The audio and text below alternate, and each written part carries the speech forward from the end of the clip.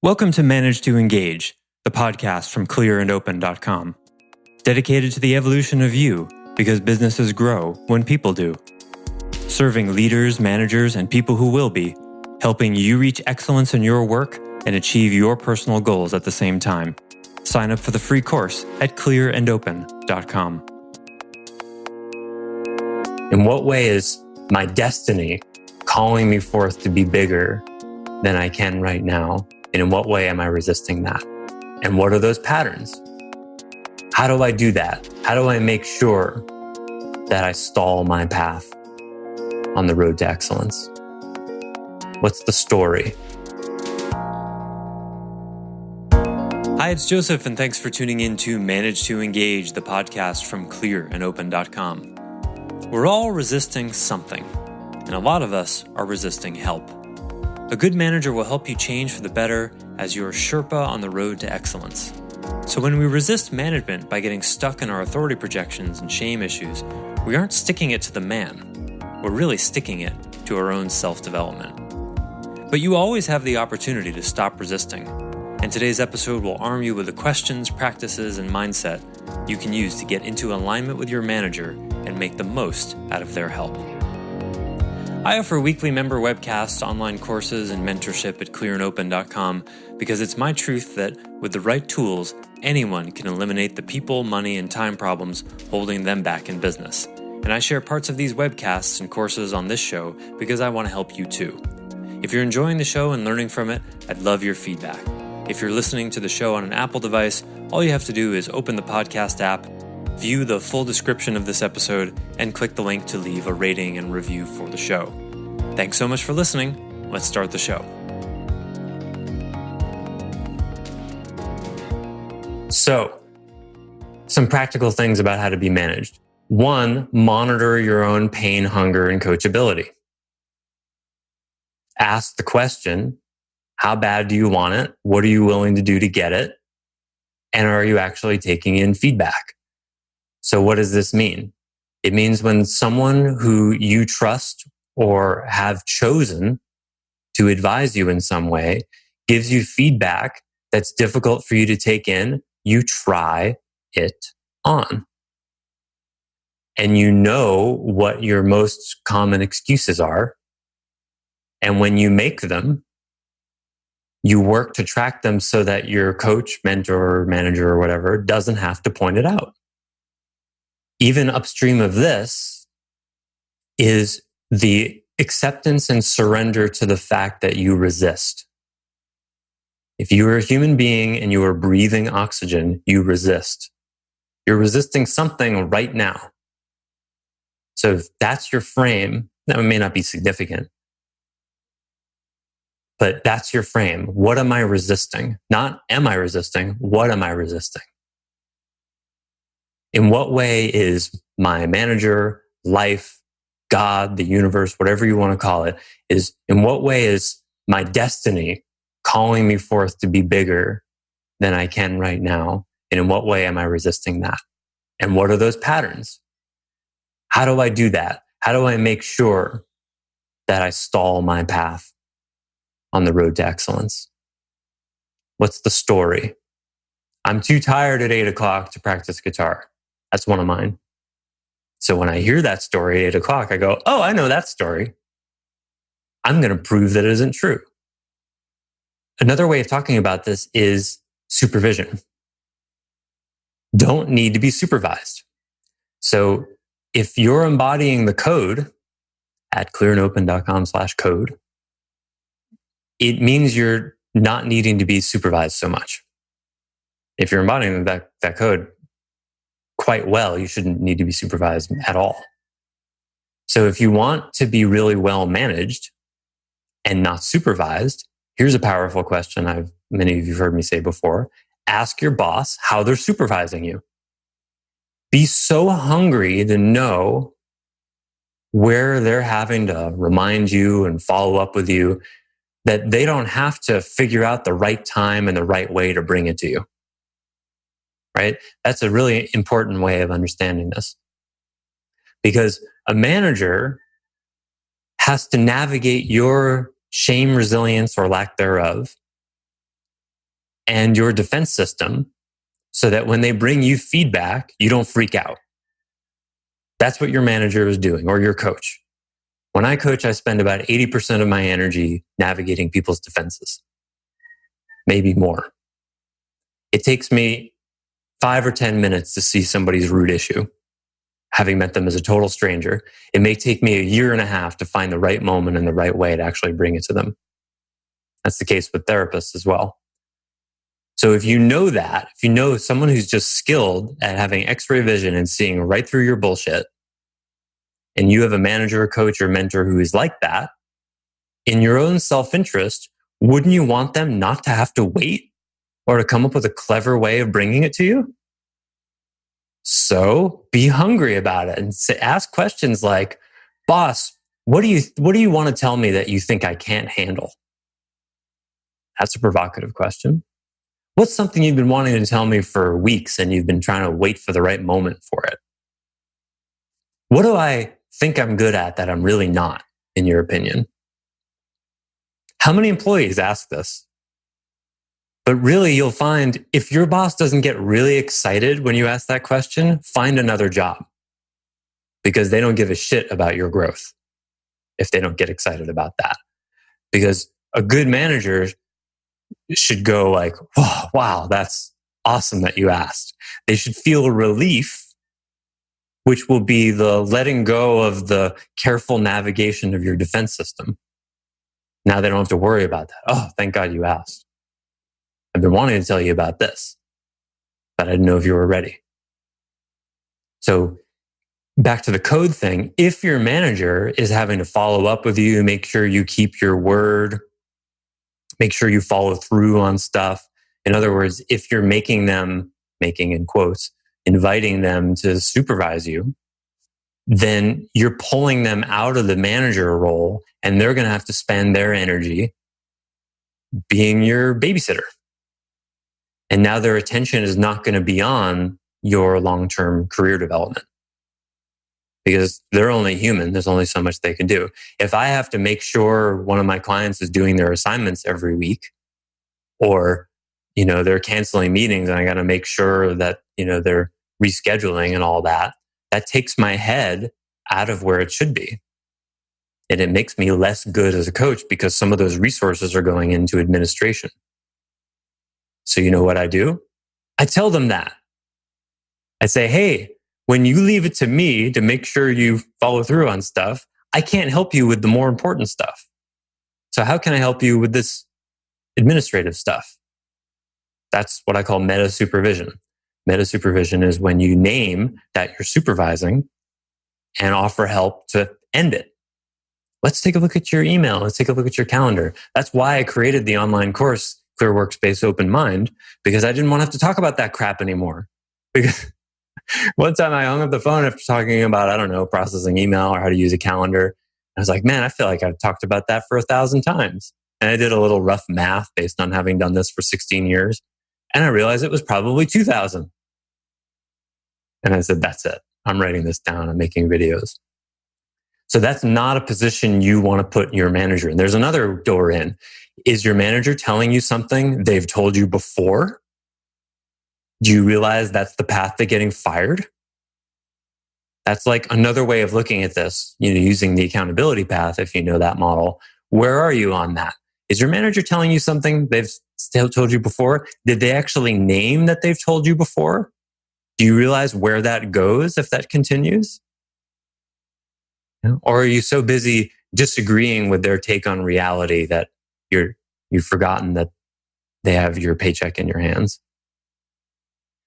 Of course, fundamental to all of this is the alignment of your self-interest, what you want, and how they're helping you, right? Because if you don't see the excellence in your job as really serving you, well, then you're kind of upside down, aren't you? So, in summary, you could say is that,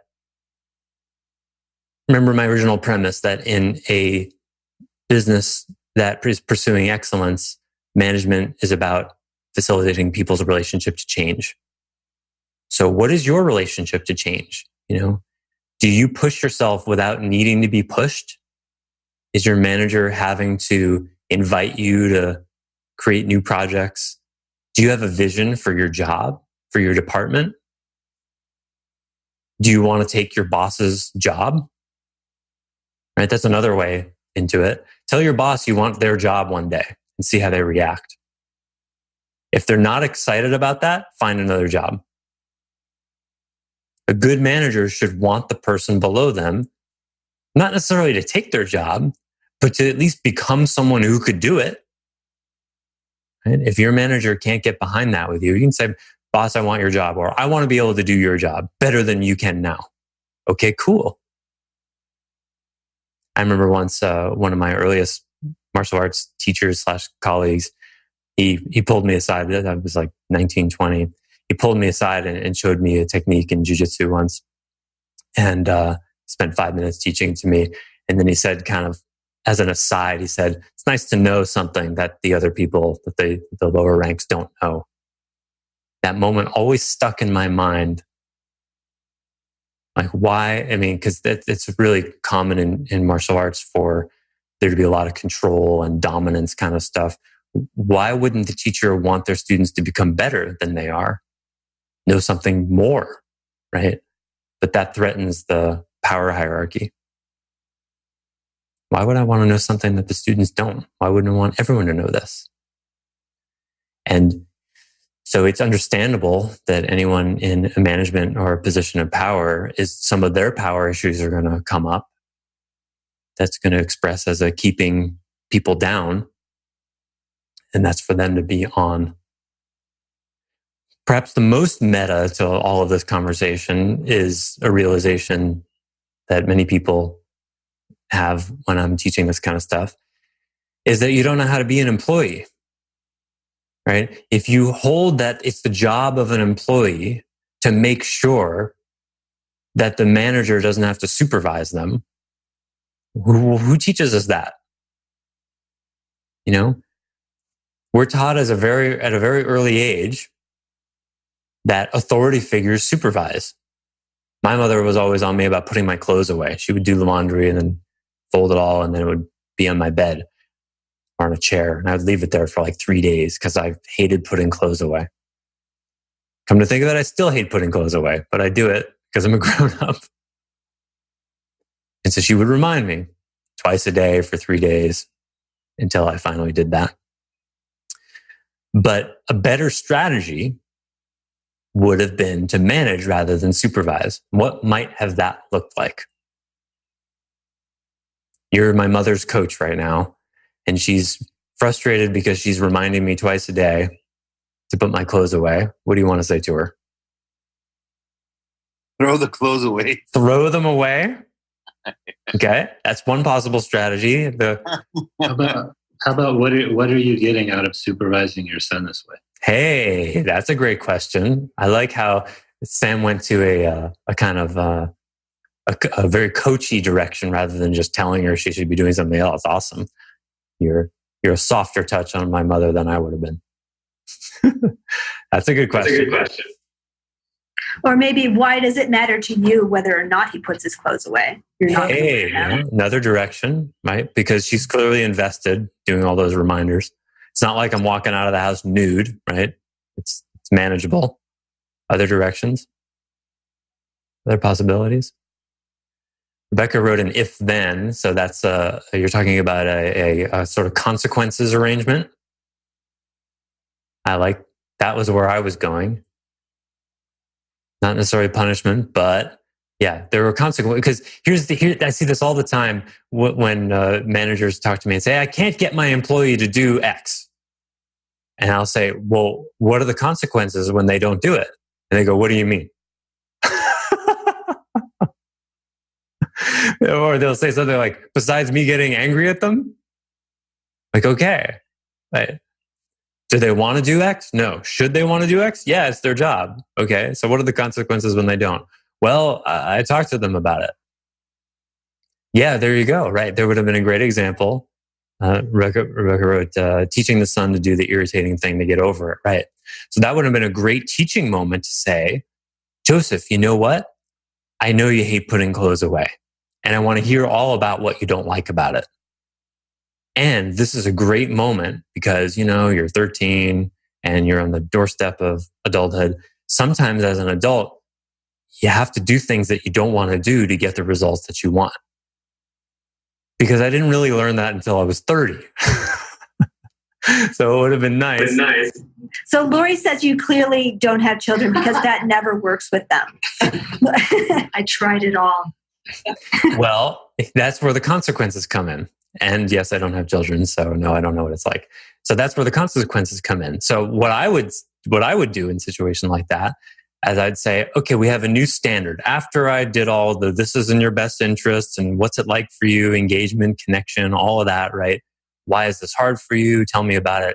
Okay, so are we in agreement that you get that, at least intellectually, you, Joseph, get that putting your clothes away is a difficult thing to do that gives you the organized room result that you want, and you're training to be a responsible adult, and that's important to you.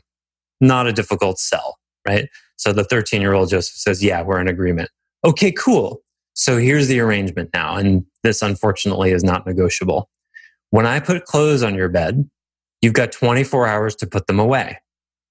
If you don't put them away within 24 hours, you're going to learn to do laundry and I will stop washing your clothes.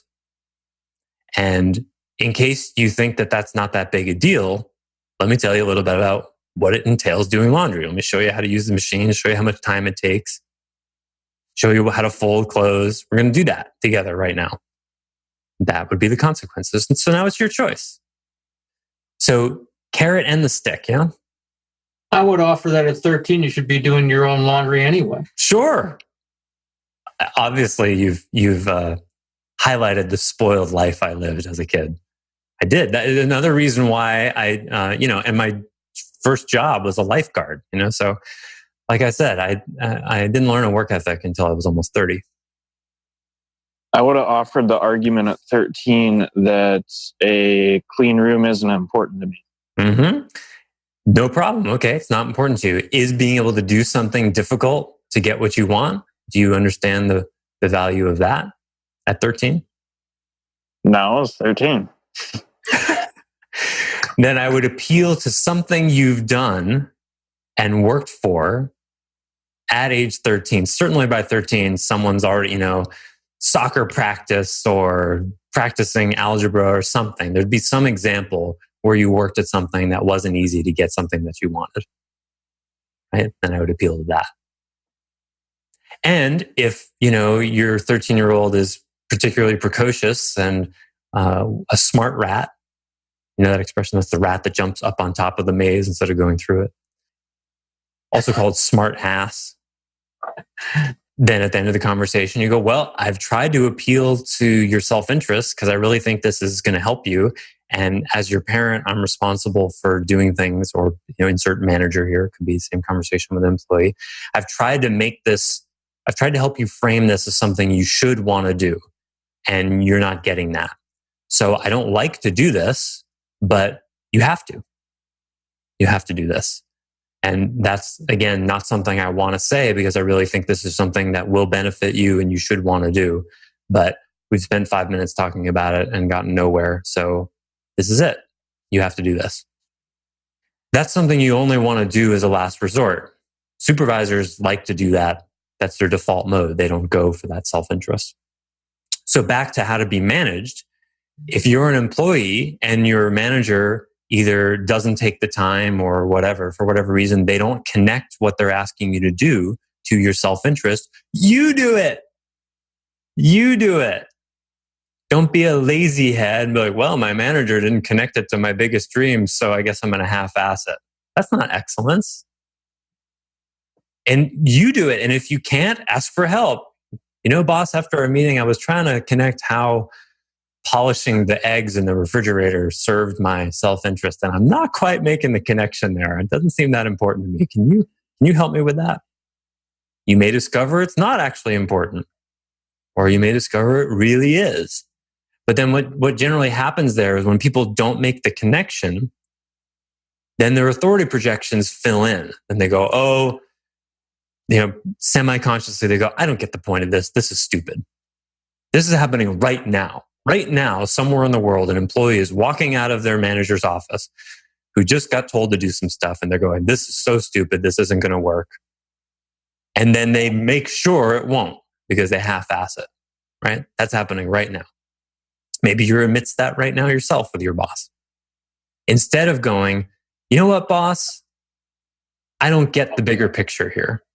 I tried to connect it. Can you help me with that?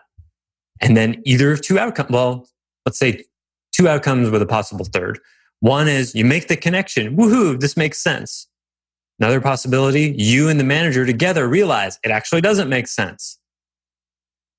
Or you might realize it doesn't make sense and your manager is a jerk, and in which case you need to find another job. Those are all great outcomes, though. I mean, some of them more convenient than others. But yeah. And yes, Becca, thank you for the Karate Kid reference. Wax cars, paint fences for the bigger picture.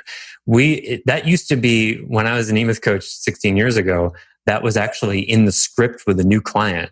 You spent about 10 minutes talking about the Karate Kid and to set up the relationship to say, sometimes I'm going to ask you to do things and you're not going to get the bigger picture, like the Karate Kid. And it's a useful metaphor. And every effort should be taken to make that connection in the present. It's usually not that hard. And then, at the end, you can say, well, you don't see it now, but one day you're going to thank me for this, which is kind of a parental cliche. And often a cop-out for the parent really doing the work of making the connection. Like my father used to always say, money is really important. You really should learn about money. But he never taught me anything about it. He'd say he'd be balancing the checkbook. I'm like, what are you doing? He's like, I'm balancing the checkbook. Money is important. You really should learn about money. I was like, okay, really important. Now, fortunately, it's stuck enough that, one day I did learn about it. But that's half-assing as a parent, right? Okay, teach me. But then that would have threatened his self-image of being a good teacher, which he isn't. Smart guy, terrible teacher. That's okay. He was a computer programmer for a living, not a teacher. But if you're going to have a kid, you kind of maybe want to brush up on some of your basic teaching skills, right? So what do you do in those situations where your manager has given you something that they think you'll get something out of, but you just aren't? Okay, well, then if that's the case, then I'd say you have a responsibility to be really hungry to resolve it. And say, boss, tell me what my blind spot is here. I don't get it. I don't see how this makes sense to the company, to the customer, to me, or this thing you say I need to work on, this skill, this attribute, whatever it is. I don't get it. I think it's fine. I don't get it. And your responsibility and your own integrity is to grind that down to find out either you fundamentally disagree with your manager and you should find another job because their take on you in reality is just fatally different, or you have a blind spot. The key thing is here is you find that out. You don't harbor that dissonance for months. If you and your manager are in disagreement like that, I'd say you want to resolve that in a fortnight. I'm trying to bring that word back. It's 2 weeks. A fortnight. Good luck. Thanks. In German, they have this word übermorgen, which is the day after tomorrow. Over tomorrow, overmorrow. Wouldn't that be useful to have? We have to say the day after tomorrow. Or übergestern, I think is the word for the day before yesterday. Wouldn't that be cool? Anyway. So yeah, grind it down. Find out. Don't tolerate that dissonance. Why would you tolerate that dissonance? Because that dissonance right there, that's disengagement. How can you be engaged if you're in fundamental disagreement? Your boss thinks that, you really need to become funnier. And you go, oh, okay, well, I appreciate the feedback, but I don't get how this has to do with my job.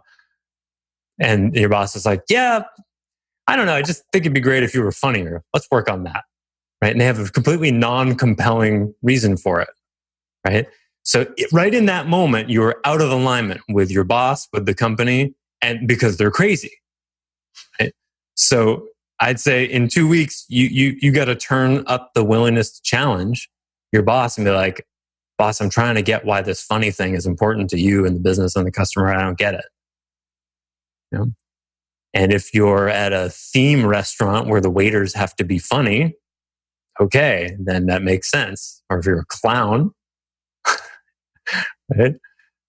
But resolve it. That takes some pressure and a willingness to not know. Does that answer the question, Victor? It's a good one.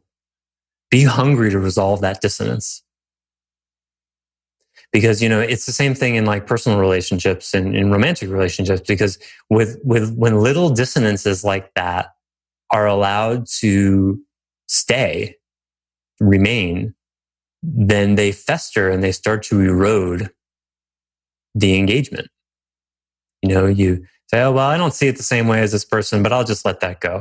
Well, I think they're delusional about that, but I'll just let that go. And then one day, suddenly, there's just no resonance between you and that person, whether it's a spouse or a manager. And, we have that expression, one day you wake up and you feel like you're next to a stranger. How that happens is by letting these little dissonances go. Now, certainly some things, your wife likes her eggs runny and you like them over hard. That's not something you need to confront them about. Certainly there's some things to let go.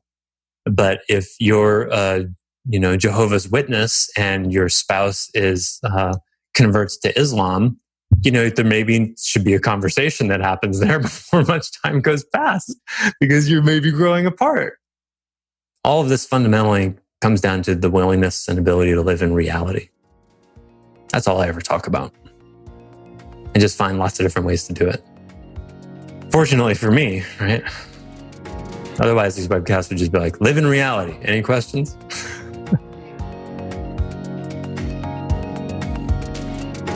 Thanks for listening to Manage to Engage, the Clear and Open podcast. Join us next week when you'll be a little bit closer to who you're destined to be. Until then, know that Clear and Open is dedicated to the evolution of you, because businesses grow when people do. If you want to help the show grow, I'd appreciate you leaving a rating and review on iTunes. All you have to do is open the Apple Podcasts app, view the full description of the episode, and click the link to leave a rating and review. Or you can go to clearandopen.com/review and it will bring you to the right place. If you're looking for more support on your journey, head over to clearandopen.com for even more tools, articles, and free resources. Thanks so much for listening. Bye for now.